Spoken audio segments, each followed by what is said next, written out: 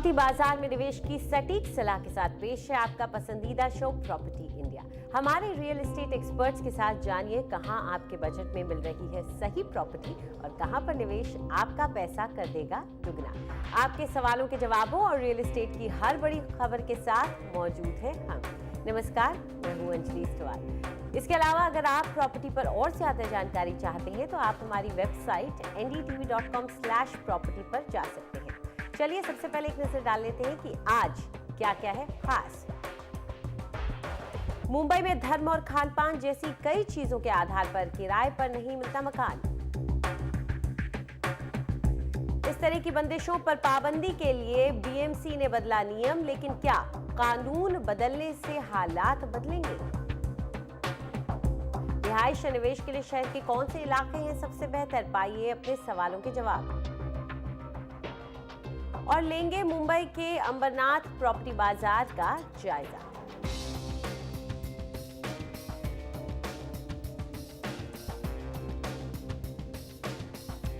हमारे देश में भेदभाव की कोई सीमा नहीं।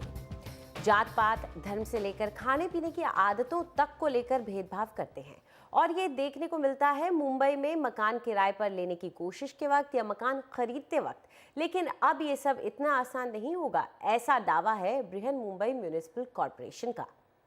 25 साल की सुरभि शर्मा मुंबई में अपने लिए किराए का घर तलाश कर रही थी, लेकिन जैसा यहाँ आने वाले ज्यादातर लोग जल्द ही समझ जाते हैं, वैसे ही इनको भी एहसास हो गया कि बहुत से ऐसे घर हैं जिनके दरवाजे उनके लिए बंद हैं, क्योंकि खाने पीने में उनका और मकान मालिक का नजरिया नहीं मिलता।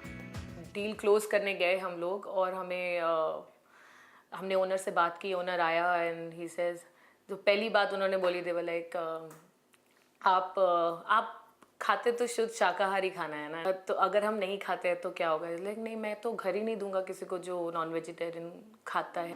मुंबई में इस तरह का भेदभाव कोई नई बात नहीं है। शाकाहारी ना हो, शादीशुदा ना हो या किसी दूसरे धर्म के हो तो कई सोसाइटीज में आपको घर किराए पर नहीं मिलेगा। लेकिन अब इस मामले ने राजनीतिक मोड़ ले लिया है। एमएनएस और शिवसेना ने मिलकर बीएमसी में एक प्रस्ताव पारित किया है, जिसमें कहा गया है कि बिल्डर खरीदारों के बीच भेदभाव नहीं कर सकते।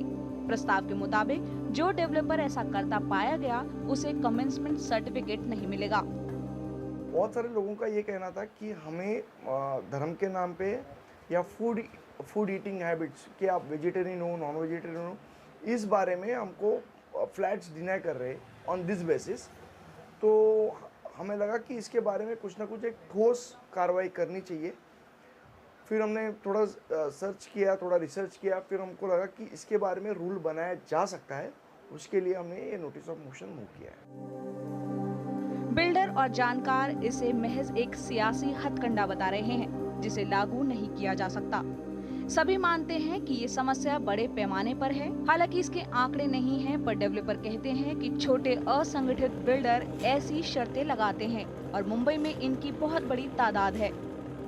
जो पर्टिकुलर ग्रुप्स पे कॉन्सेंट्रेट करते हैं उनके पास इतना यूनिट्स नहीं रहते कि वो मतलब ज़्यादा सेल करना रहता है उनको। उनके पास कम यूनिट्स रहते तो वो एक पर्टिकुलर ग्रुप पे फोकस कर सकते हैं। पर जिनके पास ह्यूज इन्वेंट्रीज है वो एक पर्टिकुलर ग्रुप पे या उस पर कॉन्सेंट्रेट नहीं कर सकते, क्योंकि उनको इन्वेंट्री फास्ट सेल आउट करना रहता है। कहानी का एक पहलू ये भी है कि भले ही बीएमसी प्रस्ताव पारित करता रहे, लेकिन हाउसिंग सोसाइटीज को कानूनी अधिकार है कि वो अपने उपनियम बदलकर अपने यहाँ खास तरह के लोगों को रहने के लिए बना सकती है। यानी जब इन प्रोजेक्ट्स का पुनर्विकास होता है तो डेवलपर्स के पास भी कई बार सोसाइटी की शर्तें मानने के अलावा कोई और चारा नहीं होता। It is not illegal or it is not illegitimate. ये अवैध नहीं है। बिल्डर को पुनर्विकास सोसाइटी के उपनियमों का पालन करते हुए कुछ लोगों पर पाबंदी लगानी पड़ती है कि खरीदार कैसा हो। Restrictions are to be kept on a prospective buyer. इस प्रस्ताव के समर्थकों का कहना है कि अब उनके निशाने पर हाउसिंग सोसाइटीज हैं। बहुत सारे कंप्लेंट्स हैं जो सोसाइटी बनने के बाद भी हमको आ रहा है कि भाई अभी सोसाइटी बन गई है और हमारी सोसाइटी में 10-15 लोग ये कर रहे हैं कि अभी ये आप नॉनवेज नहीं खा सकते या कुछ ऐसा। तो उसके लिए डेफिनेटली हमारा काम चालू है और उसके ऊपर भी कुछ ना कुछ सॉल्यूशन हम लोग निकालेंगे। मुंबई में भेदभाव क्या बंद होने वाला है? लगता तो नहीं है, क्योंकि म्युनिसिपल कमिश्नर के साइन के बिना ये लागू नहीं होगा। वैसे भी बीजेपी इसका विरोध कर रही है। मुंबई से अंकिता सिन्हा की रिपोर्ट। और इस पूरे मुद्दे पर चर्चा करने के लिए हमारे साथ मौजूद हैं अखिलेश चौबे, जो कि जनरल सेक्रेटरी हैं महाराष्ट्र नवनिर्माण सेना यानी एमएनएस के, और रमेश एस प्रभु हैं जो चेयरमैन हैं महाराष्ट्र सोसाइटी वेलफेयर एसोसिएशन के। आप दोनों का शुक्रिया हमारे साथ जुड़ने के लिए। तो प्रभु साहब, पहले आपसे जानना चाहेंगे कि ये छुपा नहीं है किसी से कि ऐसा होता है, और देश के दूसरे शहरों से ज़्यादा मुंबई में होता है, तो आखिर क्या ज़रूरत है इस तरह से बांट कर और भेदभाव करके लोगों को मकान लेने से रोकने की? देखिए, ये तो नियम है, कॉन्स्टिट्यूशन भी बताता है कि भेदभाव नहीं करना चाहिए। हर आदमी को घर लेने का अधिकार है, और जहाँ तक कि भाड़े का सवाल है वो भी ले सकते हैं। हर आदमी को रहने का सुविधा होना चाहिए। लेकिन ये भेदभाव जो हो रहा है वो लोगों में है, कायदा कानून बनाने से कुछ नहीं होता है। जैसा मैंने बताया कि कॉन्स्टिट्यूशन ऑफ इंडिया भी बताता है कि इट्स ए सेक्युलर स्टेट, हर आदमी को रहने का सुविधा होना चाहिए।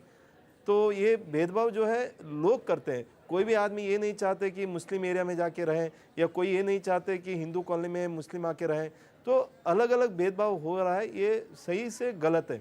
इसके ऊपर इवन जो सोसाइटी में जो फ्लैट खरीदी करते हैं उनको भी, यदि आप पर्टिकुलर कम्युनिटी के नहीं है तो आपको एडमिशन नहीं दिया जाता है। इसके ऊपर हाईकोर्ट में भी मैटर गया। हाईकोर्ट ने भी बताया कि ओपन मेंबरशिप है, कोई भी आदमी मुंबई में या किधर भी घर ले सकता है, उसको मेंबरशिप देना ही चाहिए।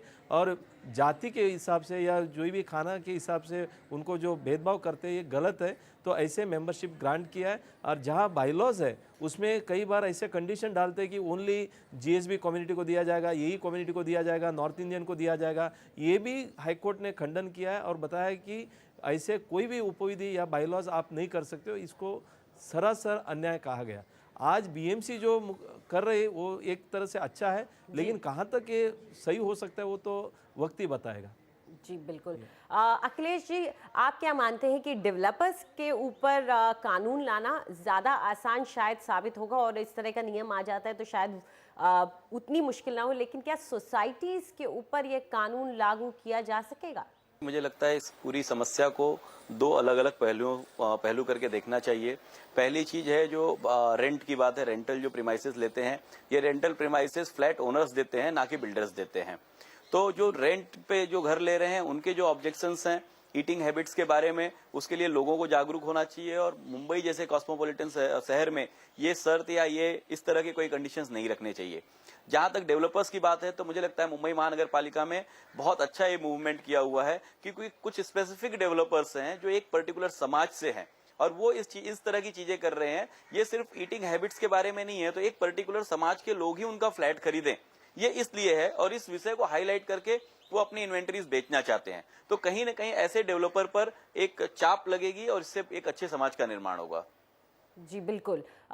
यहाँ पर ये सवाल बड़ा हो जाता है कि जो डेवलपर्स भी अगर इस तरह की कदम उठाएंगे तो काफ़ी दिक्कत आ सकती है। प्रभु साहब, सोसाइटीज़ की बात तो हम जानते हैं, चलिए, लेकिन अगर आपसे डेवलपर्स की बात करें तो मकान जब लोग खरीदने जाते हैं तब इस तरह की शर्त रखना शायद बिल्कुल सही ना हो, और शायद ये बिल्कुल संविधान के खिलाफ भी हो। नहीं, ये तो संविधान के खिलाफ ही है, ऐसा कोई शर्त नहीं डाल सकते। लेकिन जैसा अखिलेश जी ने बताया कि कई बिल्डर जब मार्केटिंग करते हैं वो बताते हैं कि ये सिर्फ वेजिटेरियन ही है, ये कॉम्प्लेक्स इसी के लिए है। कई बार मान लीजिए उनको पता चलता है कि ये जो कम्युनिटी को नहीं देना चाहते, वो आते हैं तो उनको भाव बढ़ा के बताते हैं, या फ्लैट ख़त्म हुआ इस तरह से एक ये दे देते हैं, मतलब उनको इशारा दे देते हैं। और इस तरह से ऐसे जो लोग आते हैं जिनको बेचना नहीं चाहते, उनको कोई ना कोई कारण बताते हुए उनको हटाने का ही कोशिश किया जाता है, और एक ही कम्युनिटी को देने का पूरा प्रयास बिल्डर लोग कर रहे हैं। हालांकि वो बताते, कई बार बताते नहीं है, लेकिन ये हकीकत में मतलब प्रैक्टिकली इस तरह से वो एक दबाव डालते हुए तो लोगों को फ्लैट नहीं देते, पर्टिकुलर कम्युनिटी को, पर्टिकुलर आदमी को वो नहीं देते। जी, तो अखिलेश जी, क्या वाकई में मुंबई में प्रॉफिट के बजाय लोगों के लिए इस तरह की बंदिशें डालना एक बिजनेसमैन के लिए ये वाकई में वहाँ हो जाता है? क्योंकि हमने अक्सर देखा है कि जब जो इंसान व्यापार करता है, बिजनेस करता है, वो इन सब चीज़ों में विश्वास नहीं करता जब कारोबार की बात आती है। लेकिन क्या वाकई में कारोबार में भी इस तरह की बंदिशें आ जाती हैं? अंजलि जी, देखिए, ये चीज़ें बहुत स्पेसिफिक लोग हैं, कुछ लोग हैं जो इस तरह की चीज़ें कर रहे हैं, जो बहुत पीढ़ियों से बिल्डर का काम करते आए हैं। अपना काम बहुत सीमित रखे हुए हैं और पर्टिकुलर कम्युनिटी में अब थोड़े अच्छे दामों पर अपने फ्लैट्स बेच लेते हैं, ये चीज़ें हाईलाइट करके। जो बड़े बिल्डर्स हैं जो एज ए कॉर्पोरेट काम कर रहे हैं, मुझे नहीं लगता कि उनको इन सब चीज़ों की कोई परहेज है। हाँ, जहाँ तक रेंटल हाउसिंग का सवाल है, जहाँ पर ओनर फ्लैट देता है, तो बहुत बार ऐसा होता है कि एक पर्टिकुलर कम्युनिटी से बिलोंग करने वाला आदमी नहीं चाहता है कि वो उस किचन में कोई नॉनवेज बनाए, जिसके कारण उसको वापस जब वहां रहने आना हो तो उसको प्रॉब्लम नहीं हो। तो मुझे लगता है ये कहीं ना कहीं मेंटेलिटी की बात है और इस मेंटेलिटी से बाहर लोगों को निकलना चाहिए। मुंबई जैसे कॉस्मोपॉलिटन शहर में जहां मैकडोनल्ड्स में हर आदमी जा रहा है, चाहे वो हिंदू हो, मुस्लिम हो, ब्राह्मण हो, सिख हो, ईसाई हो, हर आदमी मैकडोनल्ड्स में जा रहा है और वहां वेज और नॉनवेज दोनों चीजें खा रहा है। तो मुझे लगता है आने वाली जनरेशन अपने आप इस चीज को वाइप आउट कर देगी। इसके लिए हमें और आपको कुछ करने की आवश्यकता नहीं है। और जहां तक बीएमसी की बात रही, तो बीएमसी ने बहुत अच्छा मूवमेंट किया है। इससे जो बड़े डेवलपर हैं वहां पे अगर नीचे के लेवल पे ऐसा कुछ अगर हो रहा होगा तो मुझे लगता है अब आने वाले समय में उसको अवॉइड करेंगे। जी रमेश जी, क्या बीएमसी की तरफ से जिस ये जो नियम कानून लागू किए जा रहे हैं, क्या आपको लगता है कि एक दिन ऐसा भी आ सकता है कि हाउसिंग सोसाइटीज पे किए जाए, क्योंकि उनका अपना कानून होता है और उन पर कुछ थोपना आसान काम नहीं है? बिल्कुल, ये जो कायदा बना रहा है बीएमसी बहुत अच्छा बात है और इसी तरह से हाउसिंग सोसाइटी को भी इस तरह से लगाव कर सकते हैं, क्योंकि बायलॉज में भी ये पाबंदी तो गवर्नमेंट बताती है या जो बायलॉज है उसमें भी बताया गया कि it is open for everybody. इतना तक बायलॉज में ये बताया गया है कि आप जब फ्लैट बेचते हो तो आपको सोसाइटी का एनओसी भी लेना जरूरी नहीं है। इतना करने के बावजूद भी बिना एनओसी का कोई फ्लैट लेते नहीं है, बिना इंटरव्यू का किसी को, मतलब जहाँ तक कमेटी के पास आके इंटरव्यू नहीं देते तब तक एनओसी भी नहीं इशू किया जाता है। मतलब ये जो अलग तरीका का जो प्रैक्टिकली चीज़ है वो है, लेकिन कायदा रहने से जिनको जो आपत्ति होते हैं तो उससे थोड़ा सा राहत मिलती है।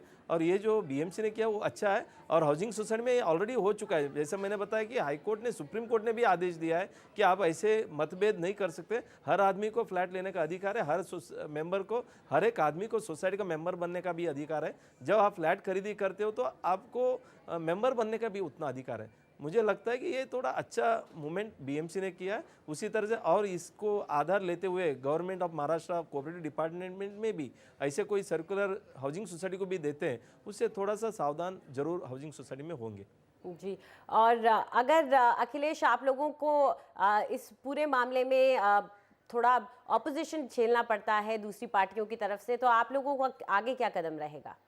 देखिए, मुझे लगता है जो भी लोग इसको अपोज करते हैं वो इसको खुलकर अपोज नहीं कर सकते, because it is against the constitution.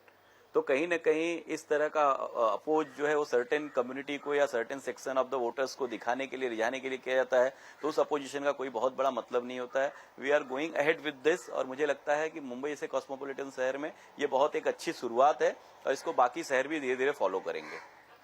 जी बिल्कुल, आप दोनों स्टूडियो में आए इसके लिए बहुत बहुत शुक्रिया आपका। तो बीएमसी की तरफ से एक बहुत अच्छा कदम उठाया गया है, क्योंकि मुंबई में अक्सर इस तरह की शिकायतें आती थी कि उन्हें मकान खरीदने गए तो जात पात या उनके खाने पीने की आदतों या धर्म के बिना पर उनको मकान नहीं दिया जा रहा। लेकिन अब बीएमसी ने ऐसा कानून निकाला है जिसके तहत ऐसा करना सही नहीं होगा, हालांकि ये सब संविधान के तहत गलत था। तो फिलहाल वक्त है एक छोटे से ब्रेक का। ब्रेक के बाद आपको प्रॉपर्टी खरीदने और बेचने की आपकी जितनी भी उलझन है उन्हें हम सुलझाएंगे, आपके सवालों के जवाब देंगे।